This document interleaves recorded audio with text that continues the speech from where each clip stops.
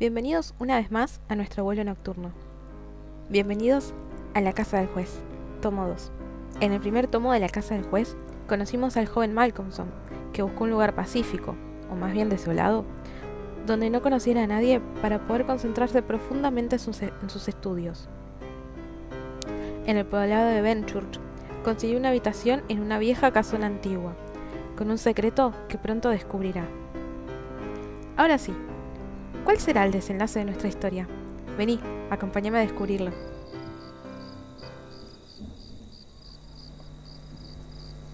El juez estaba sentado en una silla de roble tallado de respaldo alto, a la derecha de una chimenea de piedra, junto a la cual colgaba desde el techo una cuerda que yacía con su extremo inferior enrollado en el suelo. Con una sensación de horror, Malcolmson reconoció en esa escena la habitación donde se hallaba ahora, y miró despavorido a su alrededor, como esperando encontrar alguna extraña presencia a su espalda. Luego volvió a dirigir su mirada al rincón que formaba la chimenea. Lanzando un grito desgarrado, dejó caer la lámpara que traía en la mano.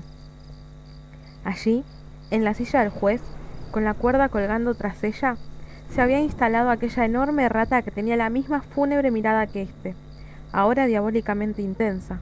Excepto el ulular de la tormenta, todo mantenía un completo silencio. La lámpara caída hizo que Malcolmson se volviera a la realidad. Por fortuna, era de metal y el aceite no se derramó. Sin embargo, la necesidad de recogerla de inmediato serenó sus aprensiones nerviosas. Cuando hubo apagado la lámpara, se secó el sudor y meditó un momento. «Esto no puede ser», se dijo en voz alta. «Si sigo así, voy a volverme loco. Basta. Prometí al doctor que no tomaría té. Por Dios que tenía razón. Mis nervios han debido de llegar a un estado terrible. Es curioso que yo no lo note. Nunca en mi vida me he encontrado mejor. Pero ahora todo vuelve a ir bien. No volveré a comportarme como un necio». Se preparó un buen vaso de brandy y se sentó resueltamente para proseguir su estudio. Llevaba así cerca de una hora, cuando levantó la vista del libro, atraído por el súbito silencio. Sin embargo, el viento ululaba y rugía más fuerte que nunca, y la lluvia golpeaba en ráfagas los cristales de las ventanas, como si fuera granizo. En el interior de la casa, sin embargo, no se oía nada, excepto el eco del viento bramando por la gran chimenea como un arrullo de la tormenta. El fuego casi se había apagado. Ardía ya sin llama, arrojando solo un resplandor rojizo. Escuchó con atención, y entonces oyó un tenue y chirrante ruido, casi inaudible. Provenía del rincón de la estancia donde colgaba la cuerda, y el estudiante pensó que debía de producirlo el roce de la cuerda contra el suelo cuando el balanceo de la campana la hacía subir y bajar. Sin embargo, al mirar hacia allí, observó sorprendido que la rata, agarrada de la cuerda, la estaba royendo. La cuerda estaba ya casi roída por entero. Se podía ver un color más claro que el punto donde las hebras internas habían quedado al descubierto. Mientras observaba, la tarea quedó completada, y la cuerda cayó con un chasquido sobre el piso de roble, al tiempo que, por un instante, la gran rata permanecía colgada, como una monstruosa borla o campanilla, del cabo superior, que empezó a balancearse a uno y otro lado. Sintió por un momento otra oleada brusca de terror, al darse cuenta de que la posibilidad de comunicarse con el mundo exterior y pedir auxilio había quedado cortada. Pero este sentimiento fue reemplazado enseguida por una intensa cólera, y, agarrando el libro que estaba leyendo, lo arrojó contra la rata. El tiro iba bien dirigido, pero antes de que el proyectil pudiera alcanzarla, la rata se dejó caer y aterrizó en el suelo con un blando ruido. Malcolmson se abalanzó al instante sobre ella, pero el animal salió disparado y desapareció en las sombras de la estancia. Comprendió que había terminado, al menos por aquella noche, y decidió alterar la monotonía de su vida con una cacería de ratas. Retiró la pantalla de la lámpara para conseguir un mayor radio de acción de luz. Al hacerlo, se disiparon las tinieblas de la parte superior de la estancia, y ante aquella invasión de luz cegadora, en comparación con la oscuridad anterior, los cuadros de la pared destacaron limpiamente. Desde donde estaba Malcolmson pudo ver, justo frente a él, el tercero a la derecha de la chimenea. Se frotó con sorpresa los ojos, y luego un gran miedo empezó a invadirle. En el centro del cuadro había un espacio vacío, grande e irregular, en el que se veía el lienzo pardo tan limpio como cuando fue colocado en el bastidor. El fondo del cuadro estaba como antes, con la silla, el rincón de la chimenea y la cuerda, pero la figura del juez había desaparecido. Estremecido de terror, fue girando lentamente, y entonces empezó a temblar como afectado por un ataque de parálisis. Sus fuerzas parecían haberle abandonado, dejándole incapaz de hacer el menor movimiento, incluso casi incapaz de pensar. Solo podía ver y oír.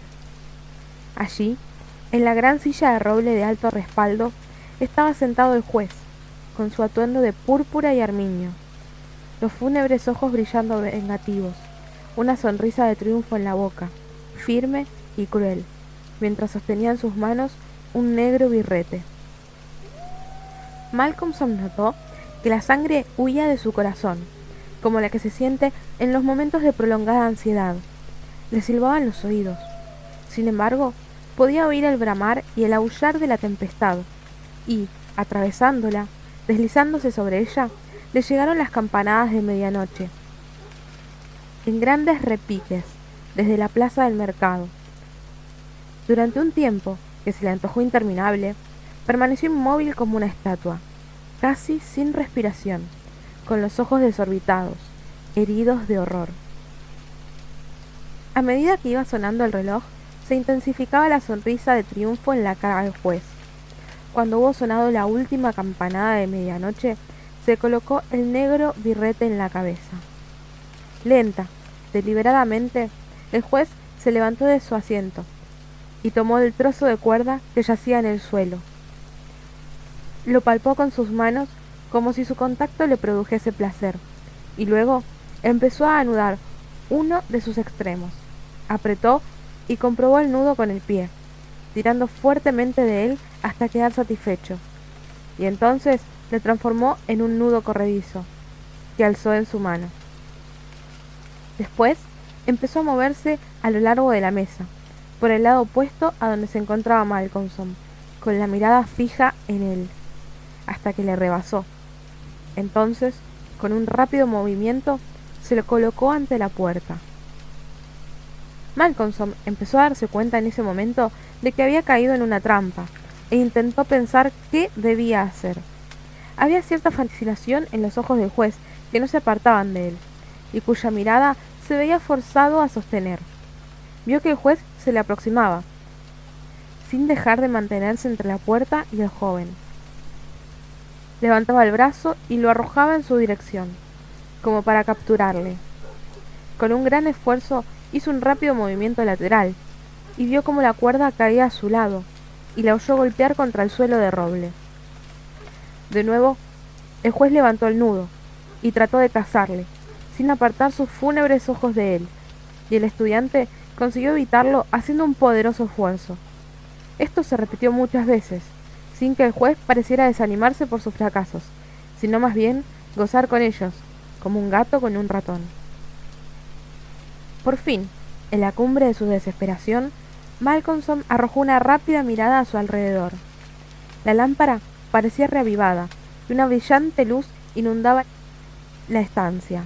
En las numerosas madrigueras y en las grietas y agujeros del zócalo vio los ojos de las ratas, y esta visión, puramente física, le proporcionó un destello de bienestar. Miró y pudo darse cuenta de que la cuerda de la gran campana de alarma estaba plagada de las ratas. Cada centímetro estaba cubierto de ellas.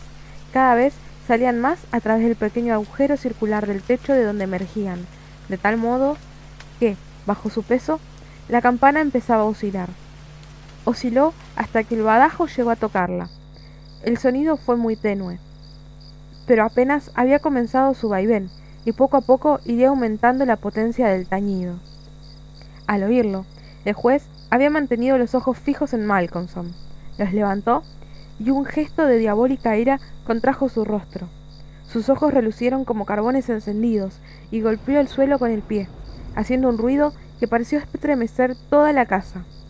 El pavoroso estruendo de un trueno estalló sobre sus cabezas, al mismo tiempo que el juez volvía a levantar el lazo y las ratas seguían subiendo y bajando por su cuerda, como si luchasen contra el tiempo. Pero esta vez, en lugar de arrojarlo, se fue acercando a su víctima y fue abriendo el lazo a medida que se aproximaba. Al llegar frente al estudiante, pareció irradiar algo paralizante con su sola presencia, y Malcolmson permaneció rígido como un cadáver. Sintió sobre su garganta los helados dedos del juez, mientras éste le ajustaba el lazo. El nudo se apretó. Entonces el juez, tomando en sus brazos el rígido cuerpo del muchacho, lo levantó, colocándolo en pie sobre la silla de roble, y, subido junto a él, alzó la mano y tomó el extremo de la oscilante cuerda de la campana de alarma. Al alzar la mano, las ratas huyeron, chillando por el agujero del techo. Tomando el extremo del lazo que rodeaba el cuello de Malcolmson, lo ató a la cuerda que colgaba de la campana, y entonces, descendiendo de nuevo al suelo, quitó la silla. Al comenzar a sonar la campana de alarma de la casa del juez, se congregó de inmediato un gran gentío. Aparecieron luces y antorchas, y, silenciosamente, la multitud se encaminó presurosa hacia allí. Golpearon fuertemente la puerta, pero nadie respondió. Entonces la echaron abajo y penetraron en el gran comedor. El doctor iba a la cabeza de todos. El cuerpo del estudiante se balanceaba del extremo de la cuerda de la gran campana de alarma. En el cuadro, el rostro del juez mostraba una sonrisa maligna.